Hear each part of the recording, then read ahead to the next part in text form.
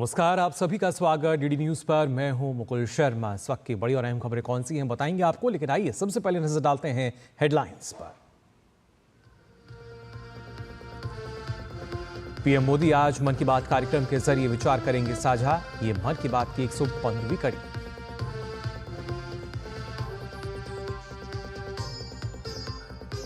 गृह मंत्री अमित शाह का पश्चिम बंगाल दौरा। राज्य में भाजपा सदस्यता अभियान की करेंगे शुरुआत।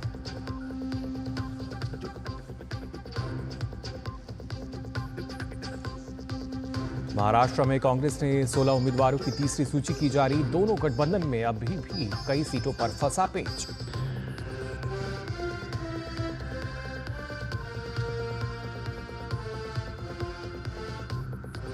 स्पेन की सरकार के राष्ट्रपति पेड्रो सांचेज का आज से भारत दौरे पर पीएम मोदी के साथ करेंगे द्विपक्षीय वार्ता।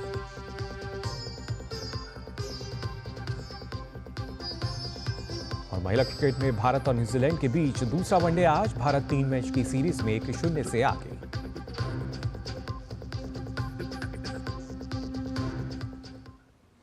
और आइए खबरें देखते हैं विस्तार से। प्रधानमंत्री नरेंद्र मोदी आज मन की बात कार्यक्रम में देश विदेश के लोगों के साथ अपने विचार साझा करेंगे। ये मन की बात की 115वीं कड़ी होगी। कार्यक्रम का प्रसारण आकाशवाणी और दूरदर्शन के समूचे नेटवर्क पर होगा। मन की बात कार्यक्रम आकाशवाणी समाचार की वेबसाइट और न्यूज ऑन एआईआर ऐप पर भी उपलब्ध रहेगा।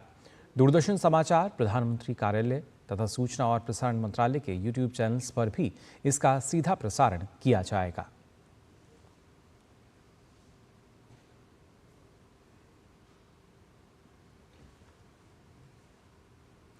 केंद्रीय गृह मंत्री अमित शाह आज पश्चिम बंगाल के दौरे पर रहेंगे। केंद्रीय मंत्री यहां विभिन्न कार्यक्रमों में भाग लेंगे। सबसे पहले अमित शाह लैंडपोर्ट पेट्रोपॉल में यात्री टर्मिनल भवन और मैत्री द्वार का उद्घाटन करेंगे।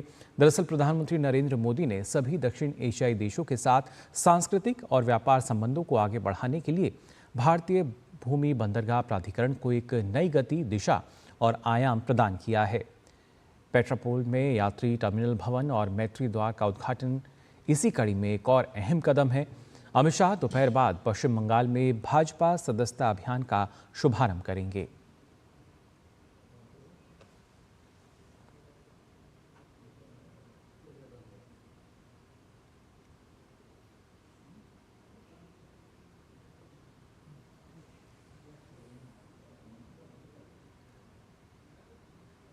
तो पेट्रोपॉल पर यात्री टर्मिनल और मैत्री द्वार का उद्घाटन आज वो करेंगे, इसका शुभारंभ। वहीं देश में बीजेपी के कुल सदस्यों की संख्या 10 करोड़ के पार हो गई है। इसमें यूपी ने सबसे ज्यादा सदस्य बनाने का रिकॉर्ड कायम किया है। यूपी भाजपा ने इस बार अपने ही पिछले रिकॉर्ड को तोड़ दिया है। पार्टी का साफ तौर पर कहना है कि केंद्र की मोदी सरकार और प्रदेश की योगी सरकार की नीतियों से प्रभावित होकर लगातार लोग बीजेपी से जुड़ रहे हैं।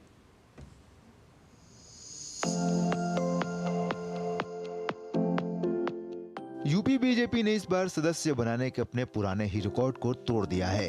यूपी में अब तक 2.25 करोड़ सदस्य बन चुके हैं, जबकि इससे पहले यूपी में बीजेपी के सदस्यों की संख्या 1 करोड़ 83 लाख थी। इस बार पश्चिमी क्षेत्र में लगभग 40 लाख सदस्य बने हैं, जबकि अवध क्षेत्र में लगभग 38 लाख सदस्य बन चुके हैं। अवध क्षेत्र में कुल 15 जिले आते हैं। इनमें सबसे ज्यादा सदस्य लखनऊ महानगर में बने हैं, जिनकी संख्या लगभग 5.5 लाख है। इस पर अवध क्षेत्र के सदस्यता अभियान के सह संयोजक नीरज सिंह का कहना है कि यूपी ने सदस्यता का नया रिकॉर्ड कायम किया है। नीरज सिंह यूपी में सदस्य बनाने वाले टॉप 10 लोगों की लिस्ट में शामिल हैं। भारतीय जनता पार्टी 10 करोड़ सदस्यों के साथ विश्व की सबसे बड़ी पार्टी बनी है और इस विश्व की सबसे बड़ी पार्टी के विश्व के सबसे चहेते लोकप्रिय नेता नरेंद्र मोदी जी के प्रति लोगों ने विश्वास व्यक्त किया है। मुझे प्रसन्नता है कि आज हमारे एक भारत और श्रेष्ठ भारत के संकल्प में लोग हर तरफ से, हर राज्य से जुड़ रहे हैं और उसमें भी उत्तर प्रदेश में 2.25 करोड़ से ज़्यादा हमारे पार्टी के साथ लोगों ने सदस्यता ली है। भारतीय जनता पार्टी के सदस्यता अभियान का दूसरा चरण चल रहा है। देश भर में अब तक 10 करोड़ से अधिक सदस्य बीजेपी बना चुकी है। पूरे देश में यूपी अभी शीर्ष पर है। यूपी ने 2 करोड़ से ज्यादा सदस्य बनाकर रिकॉर्ड कायम किया है। प्रदेश में बीजेपी का लक्ष्य है कि लोकसभा सीटों में मिले मतों के 75% लोग उसके सदस्य बने। भाजपा का कहना है कि लोग केंद्र में मोदी सरकार के 10 सालों के कार्य और प्रदेश में योगी सरकार के 7 सालों की उपलब्धियों से प्रभावित होकर पार्टी से जुड़ रहे हैं। भारतीय जनता पार्टी का सदस्यता अभियान पूरे देश में चल रहा है। उत्तर प्रदेश के प्रदेश अध्यक्ष माननीय भूपेंद्र चौधरी जी, प्रदेश महामंत्री संगठन माननीय धर्मपाल जी के निर्देशन में उत्तर प्रदेश के कार्यकर्ताओं ने बहुत परिश्रम किया है और इसका परिणाम है कि आज पूरे देश में उत्तर प्रदेश सदस्यता के मामले में नंबर 1 पर है और लगातार उत्तर प्रदेश का कार्यकर्ता अभी भी सदस्यता बढ़ाने में लगे हैं। बीजेपी के सदस्यता अभियान के साथ ही चल रहे सक्रिय सदस्यता अभियान के माध्यम से पार्टी के पदाधिकारियों, जनप्रतिनिधियों तथा कार्यकर्ताओं की सक्रिय सदस्यता का नवीकरण भी हो रहा है। ये अभियान 31 अक्टूबर तक चलेगा। केंद्र सरकार और राज्य सरकार की नीतियों को, जन कल्याणकारी योजनाओं को जन जन तक पहुंचाने के लिए सभी पदाधिकारी काम कर रहे हैं और इनका कहना है कि केंद्र और राज्य सरकार ने जो काम किए हैं उसी से प्रभावित होकर आम लोग भी अब पार्टी से जुड़ रहे हैं। कैमरामैन अविनाश के साथ विकास सिंह, डीडी न्यूज़, लखनऊ। और बात महाराष्ट्र की, जहां नामांकन के लिए अब 3 दिन ही बचे हैं। ऐसे में सभी दलों के प्रत्याशी नामांकन कर रहे हैं, लेकिन महाविकास आघाड़ी और महायुति दोनों गठबंधन में कुछ सीटों पर अभी भी पेच फंसा हुआ है। अब तक महाविकास आघाड़ी ने 237 उम्मीदवारों के नामों की घोषणा की है, जिसमें से कांग्रेस ने 87, एनसीपी शरद गुट ने 67 और शिवसेना उद्धव गुट ने 83 उम्मीदवारों के नाम घोषित किए हैं। वहीं महायुति ने अब तक केवल 212 उम्मीदवारों के नामों की घोषणा की है, जिसमें भाजपा ने 121, शिवसेना शिंदे गुट ने 46 और एनसीपी अजीत गुट ने 45 उम्मीदवारों के नामों की घोषणा की है।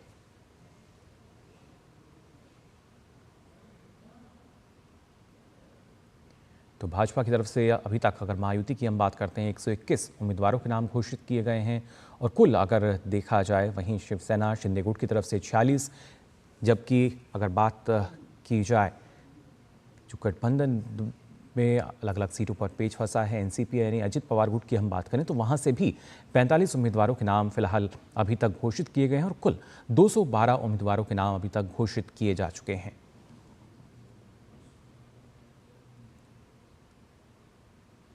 इसके साथ ही अगर हम बात करते हैं महाविकास आघाड़ी की, जहां 237 उम्मीदवारों के नाम घोषित किए गए, इनमें कांग्रेस के 87 उम्मीदवार हैं। एनसीपी शरद गुट की अगर बात की जाए, इसमें 67 उम्मीदवारों के नामों की घोषणा की गई है और खासतौर से अगर शिवसेना यानी उद्धव गुट की अगर हम बात करते हैं तो इनकी तरफ से 83 उम्मीदवारों के नाम अभी तक घोषित किए गए हैं और अभी भी कई ऐसी सीट हैं जिस पर पेच फंसता हुआ नजर आ रहा है।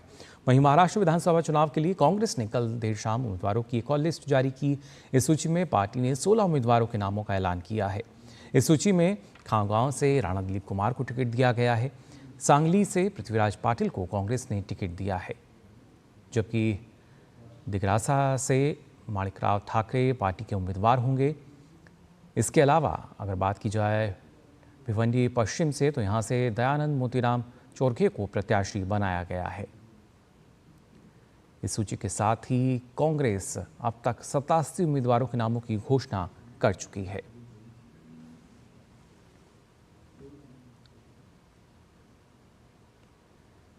तो अलग अलग प्रत्याशियों के नामों की घोषणा की गई है। तिगरा से माणिकराव ठाकरे, दयानंद मोती चोरगे जो कि भिवंडी पश्चिम से पार्टी ने अपना उम्मीदवार बनाया है कांग्रेस ने।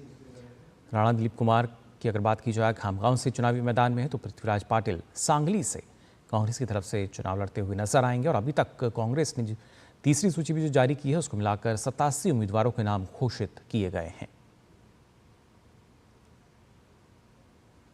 तो अलग अलग उम्मीदवार जिनके नामों की घोषणा, लेकिन अगर देखा जाए तो गठबंधन से अभी भी जो कई नाम हैं वो आने बाकी हैं। अभी भी कई नामों पर पेच लगातार फंसा हुआ नजर आ रहा है, क्योंकि अभी तक अगर देखा जाए तो महाविकास आघाड़ी की तरफ से 237 उम्मीदवारों के नाम की घोषणा की गई है, जिसमें कांग्रेस की अगर हम बात करें तो जो अब तीसरी लिस्ट भी जारी की गई, इसके बाद अगर कुल देखें तो इसमें 87 अभी तक कांग्रेस अपने उम्मीदवारों की घोषणा कर चुकी है। और महाराष्ट्र के साथ साथ झारखंड विधानसभा चुनाव की भी अगर बात की जाए तो यहाँ भी राजनीतिक बिसात बिछती हुई नजर आ रही है। एनडीए और महागठबंधन के घटक दलों के नेता चुनाव में जनता के बीच जाकर लुभावने वादे कर रहे हैं। खासतौर से अब बात करेंगे रांची विधानसभा सीट की। इस बार यहाँ बीजेपी और जेएमएम के बीच कड़ा मुकाबला है। झारखंड के रांची विधानसभा सीट की बात करें तो अब तक ये बीजेपी की दबदबे वाली सीट मानी जाती है, क्योंकि यहां से बीजेपी 1990 से जीतते आई है। झारखंड विधानसभा चुनाव में रांची विधानसभा क्षेत्र में चुनाव काफी रोमांचक होने वाला है। इस सीट से एक बार फिर से बीजेपी ने 6 बार के विधायक रह चुके सीपी सिंह और वहीं झारखंड मुक्ति मोर्चा की सांसद महुआ माझी को चुनाव मैदान में उतारा है। हालांकि वर्ष 2019 के चुनाव में सीपी सिंह ने महुआ माझी को 5,904 वोटों के अंतर से पराजित किया था। रांची विधानसभा सीट की बात करें तो 1990 से लगातार बीजेपी जीतती आई है। वर्ष 2000, 2005, 2009, 2014 और 2019 में बीजेपी को जीत मिलती रही है। रांची विधानसभा से बीजेपी उम्मीदवार सीपी का आरोप है कि पिछले 5 साल में जेएमएम की सरकार ने प्रदेश को लूटने का काम किया है। झारखंड की वर्तमान जेएमएम, कांग्रेस और राजद की सरकार ने जो गलत किया है उसको मैं ठीक करने का काम करूंगा। हेमंत सोरेन की नेतृत्व वाली सरकार आती है, बालू गायब हो जाती है। हमारी सरकार थी, बालू खुलेआम मिल रहा था। तो ये भी बहुत बड़ा मुद्दा है। झारखंड मुक्ति मोर्चा की सांसद और रांची विधानसभा सीट की प्रत्याशी महुआ माझी ने कहा, रांची बीजेपी का गढ़ रहा है। विकास के मुद्दों को लेकर वो जनता के बीच जा रही हैं। इस बार चुनाव में जीत का दावा कर रही हैं। जनता चाहती है कि बदलाव हो। यहाँ पर पिछले 30 साल से जिस जनप्रतिनिधि को उन्होंने चुना है, उन्होंने क्या किया है? एक भी काम ऐसा गिना है जो लगता है कि राजधानी है। रांची की कुल आबादी 3,78,055 है। इनमें से 1,91,524 पुरुष और 1,86,500 महिलाएं हैं।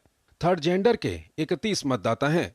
रांची की 43.1% आबादी शहरी और 56.9% ग्रामीण इलाकों में रहती है।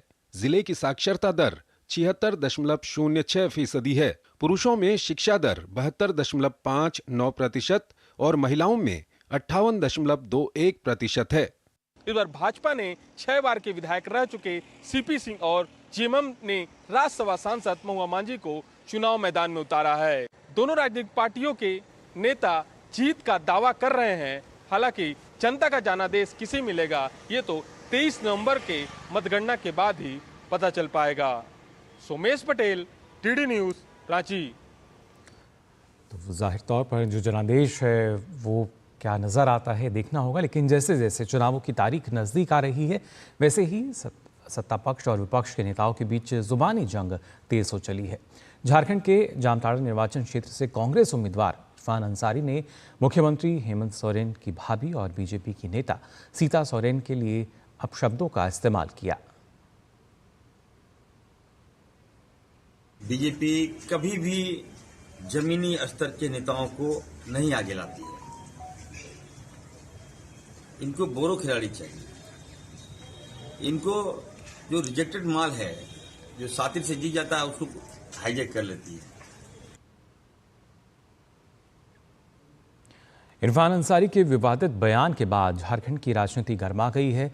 इस मामले पर केंद्रीय मंत्री शिवराज सिंह चौहान ने कहा कि इरफान अंसारी का ऐसा बयान निंदनीय है। जिन अमर्यादित शब्दों का इस्तेमाल श्रीमती सीता सोरेन जी के लिए किया है, शर्म नहीं आती इरफान अंसारी को? श्रीमती सीता सोरेन जी स्वर्गीय दुर्गा सोरेन जी की धर्मपत्नी, शिबू सोरेन जी की बहू और हेमंत सोरेन जी की भाभी है। ये केवल उनका अपमान नहीं है, झारखंड की बहनों का, बेटियों का अपमान है, भारत की नारी शक्ति का अपमान है। और जरा भी अगर शर्म है हेमंत सोरेन जी में तो उनको इरफान अंसारी को मंत्रिमंडल से निकाल के बाहर फेंकना चाहिए। वहीं इरफान अंसारी के बयान पर जामताड़ा से बीजेपी उम्मीदवार सीता सोरेन ने कहा कि अंसारी को ऐसे बयान पर माफी मांगनी चाहिए। पार्टी के द्वारा तो चुनाव आयोग को खबर कर दिया गया है और हम तो माफ नहीं करने वाले हैं और पूरे आदिवासी समाज हमारे इससे इस तरह के जो बयानबाजी है आप बिल्कुल भी बर्दाश्त नहीं करेंगे। पूरा हमारे आदिवासी भाई बहनें और समुदाय, पूरे समुदाय के लोग पूरे क्रोधित हैं। वहीं कांग्रेस प्रत्याशी इरफान अंसारी के बयान पर भाजपा नेता बाबूलाल मरांडी ने कहा है कि चुनाव में अपनी हार को देखते हुए वह छटपटाहट में बयान दे रहे हैं। वो बिल्कुल हार की कगार पर वो पहुंच चुके हैं और इसलिए उनके अंदर से यह बकलाहट वो बाहर निकल रहा है, क्योंकि वो समझ रहे थे कि हम जीत रहे हैं बड़ा आसानी से, लेकिन जैसे ही सीता सोरेन वहाँ गई अब उनकी छटपटाहट देखने लगा, क्योंकि वो व्यक्ति पूरे परेशान हो चुके हैं। अब वो समझ चुका है कि इस बार चुनाव हम बुरी तरह से हार। इरफान अंसारी के अमरदित बयान पर राष्ट्रीय अनुसूचित जनजाति आयोग ने स्वतः संज्ञान लेते हुए झारखंड के मुख्य सचिव, राज्य के पुलिस महानिदेशक, राज्य के प्रधान गृह सचिव, उपायुक्त और जामताड़ा के पुलिस अधीक्षक को नोटिस जारी कर 3 दिन में मामले की जांच कर रिपोर्ट देने को कहा है।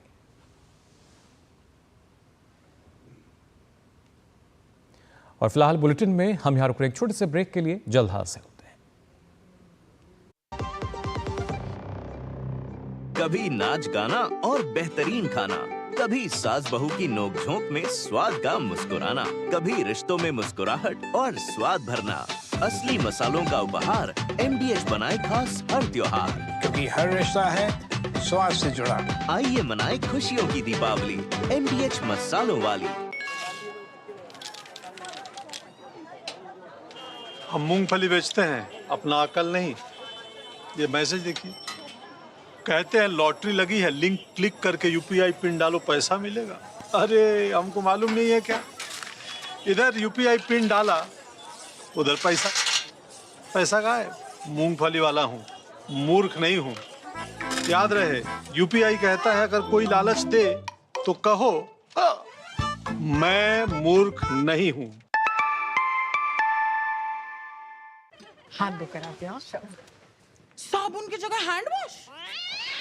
मोहन का प्रमोशन हो गया क्या? सैवलॉन हैंड वॉश तो हमारा रोज का है। सिर्फ 10 रुपए में 200 ml हैंड वॉश बनाओ। Savlon powder to gel hand wash, germ से बचाए, शान बढ़ाए। बात जब पीढ़ियों के लिए बनने वाले घर की हो तो जिम्मेदारी बड़ी हो जाती है। गैलेंट समझता है ये जिम्मेदारी। अब MM रिब्स के साथ गैलेंट एडवांस TMT रीबार, निर्माण का रियल हीरो। ये तुम्हारा खेत नहीं, रेल का मैदान है। अकेले क्या कर लोगे? अकेले नहीं, मेरे साथ है मेरा यार, जिसके सामने हुई अड़ियल मंडूसी की भी हार तुम्हारी तरह। IIL के ट्रैक्टर ब्रांड का मिलियन, गेहूं का पहरेदार, अड़ियल मंडूसी की हार। तो ब्रेक के बाद आप सभी का एक बार फिर स्वागत। DD न्यूज़ पर खबरों में आगे बढ़ते हैं। वित्त मंत्री निर्मला सीतारमण ने वॉशिंगटन DC में अंतर्राष्ट्रीय मुद्रा कोष यानी IMF की first deputy managing director Gita Gopinath से विश्व बैंक और अंतर्राष्ट्रीय वार्षिक बैठक 2024 के दौरान मुलाकात की। वित्त मंत्री ने उन्हें इस बैठक के सफल आयोजन की बधाई दी, साथ ही निरंतर सहयोग के लिए आश्वस्त भी किया। इस दौरान वित्त मंत्री ने हालिया बजट में नौकरियों और कौशल पर किए गए फोकस का जिक्र किया। इसके अलावा FDMD ने कोटा की 16वीं सामान्य समीक्षा के लिए भारत से समर्थन का अनुरोध किया। स्पेन के राष्ट्रपति पेड्रो सांचेज आज से 29 अक्टूबर तक 3 दिवसीय भारत की आधिकारिक यात्रा पर रहेंगे। उनके साथ उनकी पत्नी बेगोना गोमेज भी रहेंगी। विदेश मंत्रालय के अनुसार यह उनकी भारत की पहली आधिकारिक यात्रा है। आपको बता दें कि स्पेन के राष्ट्रपति की यह यात्रा 18 वर्षों के बाद हो रही है। हालांकि इससे पहले प्रधानमंत्री मोदी और राष्ट्रपति सांचेज बहुपक्षीय बैठकों से अलग कई बार मिल चुके हैं। इस यात्रा के दौरान राष्ट्रपति सांचेज प्रधानमंत्री मोदी के साथ शिष्टमंडल स्तर की वार्ता करेंगे। दोनों नेता वडोदरा में final assembly line plant C-295 विमान का उद्घाटन भी करेंगे। ये विमानन क्षेत्र में मेक इन इंडिया पहल की मुख्य परियोजना है। इसकी स्थापना एयरबस स्पेन के सहयोग से टाटा एडवांस सिस्टम्स द्वारा की जा रही है। विदेश मंत्री डॉक्टर एस जयशंकर भी राष्ट्रपति सांचेज से मुलाकात करेंगे। राष्ट्रपति सांचेज मुंबई का भी दौरा करेंगे, जहां वे व्यापार तथा उद्योगपतियों, विचार मंडलियों और फिल्म उद्योग के प्रतिनिधियों के साथ विचार विमर्श करेंगे। इस यात्रा के दौरान कई समझौता ज्ञापनों और समझौतों पर हस्ताक्षर किए जाने की संभावना है, जिससे द्विपक्षीय सहयोग को बढ़ावा मिलेगा।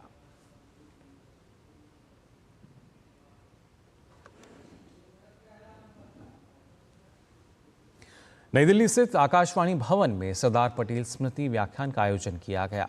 इसरो अध्यक्ष डॉक्टर एस सोमनाथ ने दीप प्रज्वलित कर कार्यक्रम का शुभारंभ किया। व्याख्यान के दौरान डॉक्टर एस सोमनाथ ने कहा कि किसी भी देश की सबसे बड़ी ताकत सिर्फ अंतरिक्ष यान लॉन्च करना नहीं, बल्कि उसे अपनी भूमि से लॉन्च करने की क्षमता है।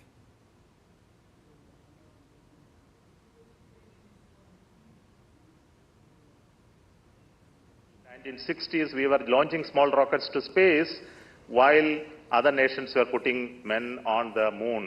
So you know the gap that existed between us and the other nations. And this gap that existed, we have bridged substantially over the last so many years, putting us as a leading spacefaring nation today, having the ability to build our own rockets, build our own satellites, and launch it from our own soil. It's not a mean achievement for a nation like India. And we have done, not only did so many launches, like hundreds of launches and almost hundreds of satellites that we have put in space. We not only did that, we also launched almost 400 plus satellites of other nations using our rockets from India, almost 34 countries. We did a lot of research activities in creating new technologies and innovations in space sector. कार्यक्रम में प्रसार भारती के chairman Navneet Sehgal ने अपने संबोधन में सरदार वल्लभ भाई पटेल के योगदानों को याद किया। उन्होंने कहा कि वर्तमान में ब्यूरोक्रेसी की संकल्पना सरदार वल्लभ भाई पटेल ने अपने समय में कर ली थी। आज वही ब्यूरोक्रेसी पूरे भारत में स्टील फ्रेम के तौर पर माना जाता है। समारोह में प्रसार भारती चेयरमैन नवनीत सहगल, प्रसार भारती के सीईओ गौरव द्विवेदी और आकाशवाणी के महानिदेशक डॉक्टर प्रज्ञा पालीवाल और भी मौजूद रहे। On this particular day, on the birth anniversary of Sardar Patel, today we stand India. We are there. We as a geographical union because of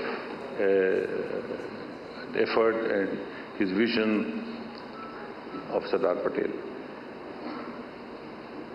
As a civil servant, I feel proud to be listening to and speaking about Sardar Patel because he was the originator of the civil service in this country. Civil service, which is called Steel Frame of India, all across the nation. It was his vision, it was his concept that the civil service in India started. 5 नवंबर को होने वाले अमेरिकी राष्ट्रपति चुनाव में अब कुछ ही समय शेष है। ऐसे में मतदाताओं को लुभाने के लिए जो बाइडेन हो या डोनाल्ड ट्रंप कोई कसर छोड़ना नहीं चाहते। अमेरिकी राष्ट्रपति जो बाइडेन ने पीटर्सबर्ग में आयोजित गेट आउट द वोट कार्यक्रम में मतदाताओं को संबोधित करते हुए पूर्व राष्ट्रपति डोनाल्ड ट्रंप पर निशाना साधा। उन्होंने कहा कि रिपब्लिकन उम्मीदवार डोनाल्ड ट्रंप एक हारे हुए उम्मीदवार हैं, इसलिए वह अंतर्मन आवाज़ सुनकर मतदान करें। ये चुनाव उनके जीवन का सबसे महत्वपूर्ण चुनाव है। जो बाइडेन यहाँ डेमोक्रेटिक राष्ट्रपति पद के उम्मीदवार कमला हैरिस का समर्थन करने पहुंचे थे। और अमेरिकी राष्ट्रपति चुनाव को लेकर अमेरिकी मतदाताओं का क्या रुख है, हमारे संवाददाता अमृतपाल सिंह की रिपोर्ट के जरिए ये समझने की कोशिश करते हैं। अमेरिकी राष्ट्रपति चुनाव में 2 हफ्तों से भी कम समय बचा है। कमला हैरिस और ट्रंप के बीच कांटे की टक्कर देखने को मिल रही है। कमला हैरिस ने अटलांटा में बराक ओबामा और ब्रूस स्प्रिंगस्टीन के साथ अपनी पहली संयुक्त अभियान रैली आयोजित की। रैली में कमला हैरिस ने डोनाल्ड ट्रंप पर निशाना साधते हुए कहा कि वे अनियंत्रित होते जा रहे हैं। तो ही डोनाल्ड ट्रंप ने कमला हैरिस को लोकतंत्र के लिए घातक करार दिया। डोनाल्ड ट्रंप अधिक भ्रमित और अस्थिर दिखाई दे रहे हैं। वह लोकतंत्र के लिए खतरा है। उन्हें उम्मीदवार भी नहीं होना चाहिए। गौरतलब है कि अमेरिका में अभी ये तस्वीर साफ नहीं हो सकी है कि आखिर अमेरिकी जनता किसे सत्ता सौंपने जा रही है। मेरे लिए मुख्य मुद्दा यह है कि ट्रंप सत्ता ना संभाले। वह फासिस्ट है, उन्हें हराना ही होगा।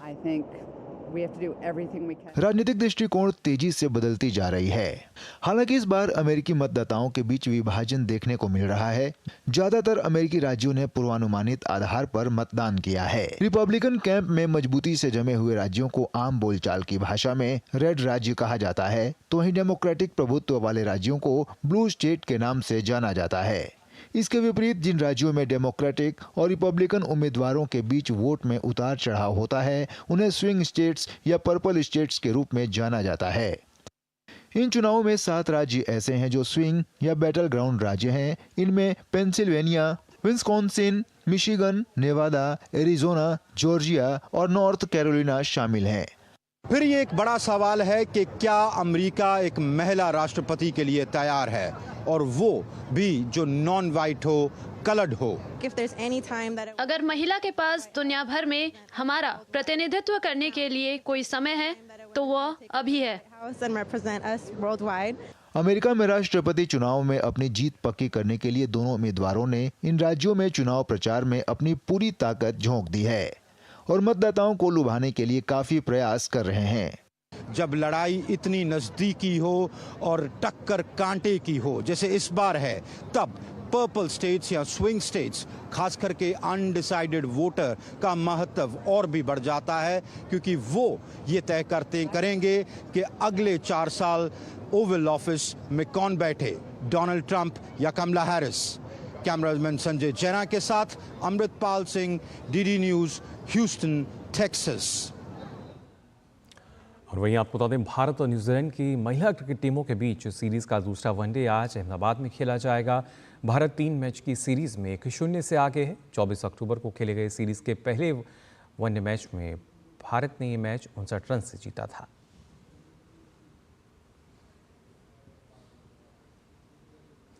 तो फिलहाल के लिए इस बुलेटिन में बस इतना ही, लेकिन देश और दुनिया की तमाम खबरों के लिए आप देखते रहिए डीडी न्यूज़। मुझे दीजिए अनुमति। नमस्कार।